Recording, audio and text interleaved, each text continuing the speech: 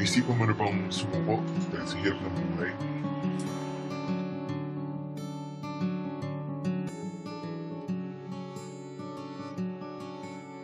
Dumating ka na ba sa punto kung saan nawalan ka ng pag-asa?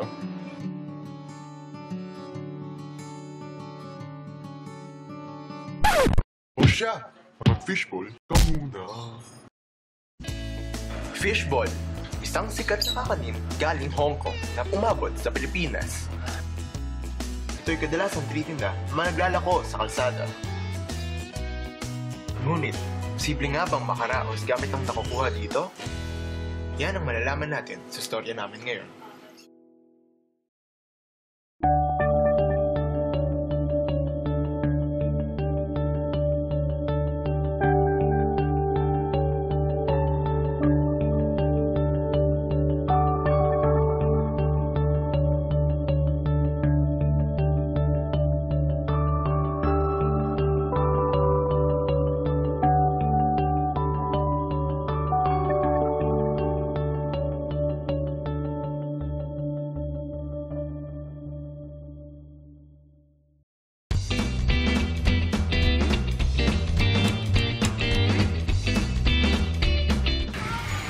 Ni Albert Einstein, ang buhay ay parang pagsakay ng isang bisikleta.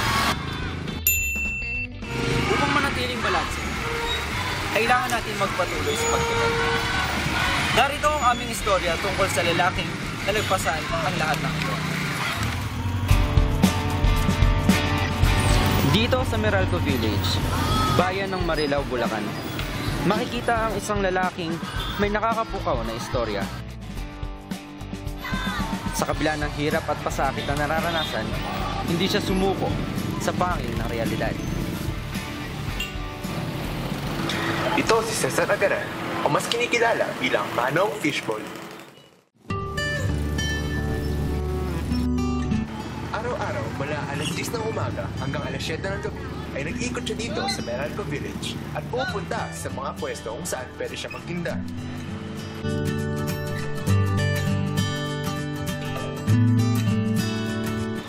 Tapos siya magluto, kami nagsimula na sa pagtanong.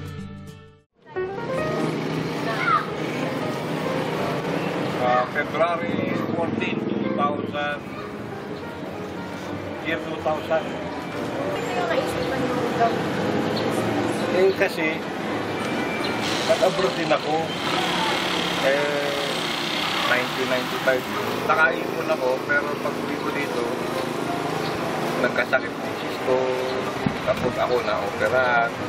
Kaya naubos yung ipon ko. Total naman ako. Di siguro magkita ko dahil balita lang talaga yung kapital ko. Nung bisaan ko ito, yung doon lang talaga. Paano po itong nakakatulong sa pamilya? Ay, malaki. Kasi yung pinag-aaral ko college, nakagraduate nga yung isa eh. Yung panganay ko, kaya lang, namatay. Nakapagtrabaho, pero isang taon at kalahati lang, namatay habang natutulong. Hindi lang na natin eh. Kaya malaking bagay, kahit dito lang, basta kami nakapagtipid, napapaikot mo. Kasi hindi naman lahat ng araw, kikita ka. Kaya lang, tag-ulan, medyo mag-ipong ka na. Tag-araw yan, talagang malakas. Ganda kita pagkatag-araw.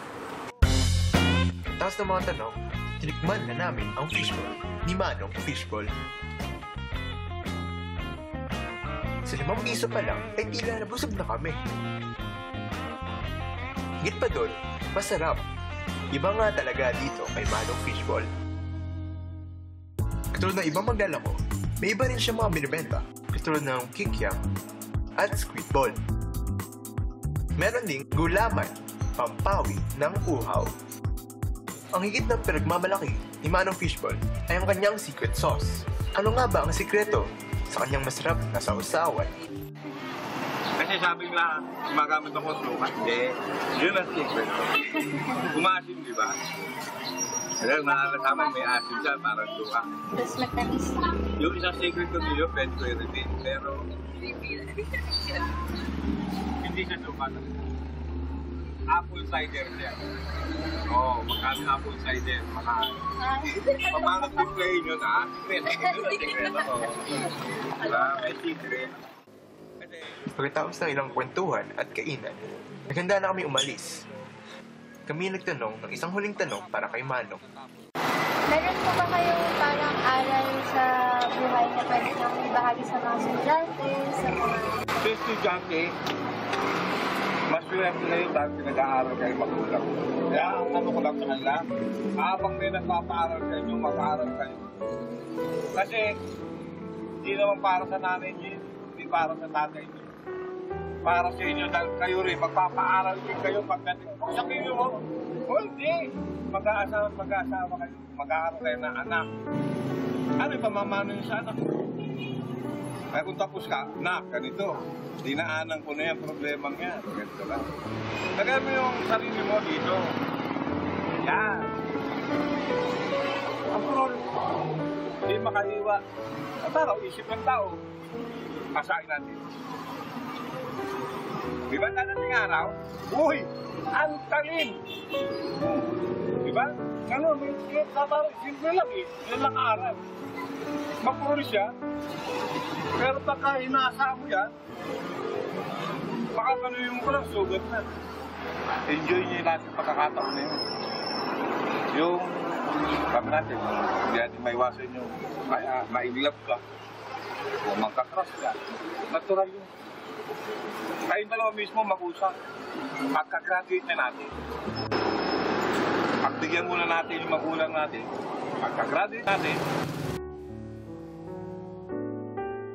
Ang daming kahirapan na dating sa ating buhay. Yan ay isang katotohanan na hindi natin mababago. Ngunit, tandaan sana natin si Manong Fishball. Isang lalaking nagpursige. At sa huli, ay may napala din sa kanyang paghihirap. Tulad ng lahat ng araw, ang araw na to ay may katapusan rin. Sana'y may natutunan kayo sa aming palabas. Paalam at hanggang sa muli.